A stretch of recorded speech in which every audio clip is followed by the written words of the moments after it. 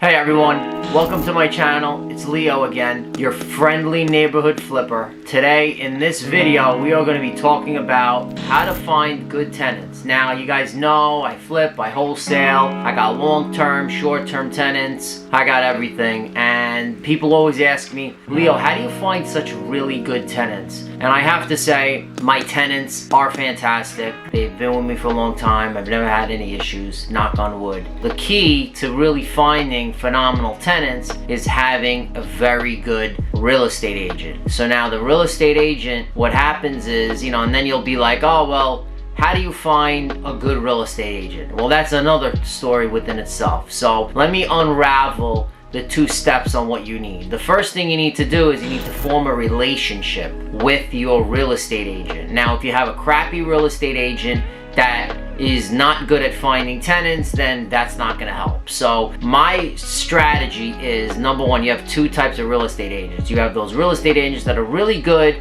at renting apartments, and you have those real estate agents that are really good at selling houses. What you need to find is a real estate agent that's very, very good at finding renters apartments to rent. She will know, it's a lot of street smarts. You gotta really have that 6th sense on knowing, is this guy fugazi? Is he good? Does he pay his bills on time? Aside from doing a credit check and a background check, these are things that you need to do regardless. Now I know in New York they're changing the law, but here in New Jersey and in Florida, you need to do a background check. Based on that, you will find out, also a credit check, you will find out what the track record of the tenant is. There are certain situations that if you get a tenant, maybe their credit was bad because they had a divorce. I like to rent apartments to people who had divorces because most of the time it's not their fault that they screwed up. Sometimes the wife racks up thousands of dollars on a credit card. You could kind of see these things on a credit report. You ask questions, you could tell that they sold a house together,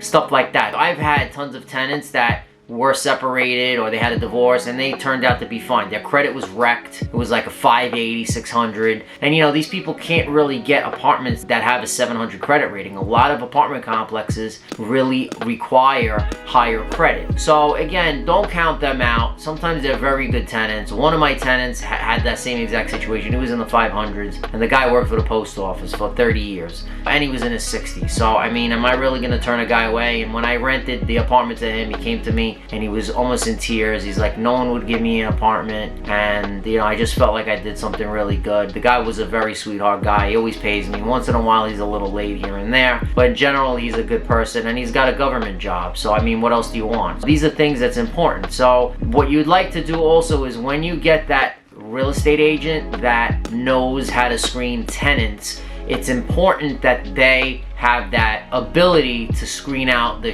crappy tenants, right? Now, what my real estate agent usually does, I don't even meet the tenants anymore. I mean, that's how good she is, and she's a veteran. She's 30 years as a real estate agent. She's really good at screening tenants phenomenally. She knows if they can hold a job. She knows if they're bad news. I like to rent apartments to single moms because they like the school system where my apartments are. So she has that. You can't really beat experience, because when you're doing it for so many years, she's got that knack of finding phenomenal tenants for your apartment. So that's what I would suggest that you do with real estate agents. It might take a while. Like, you're gonna go through a lot of agents. I would go to meetups, I would go to real estate meetings, and you gotta network around with people and ask around, because real estate is so much about networking. Like, that's the only way you're gonna get anything done. You're not gonna do anything virtual behind a computer.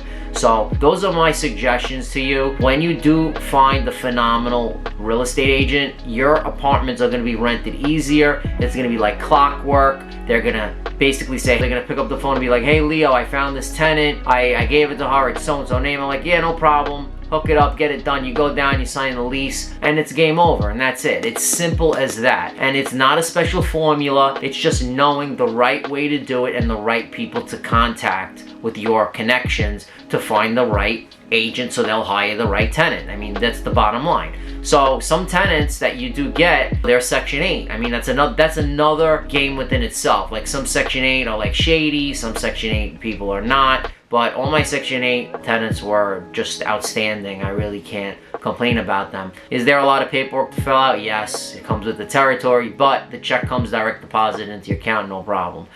If you like this video, like, subscribe, leave a comment below, and give me some critique on and suggestions what you'd like to hear about, and I'll keep pumping out some content for you. Take care.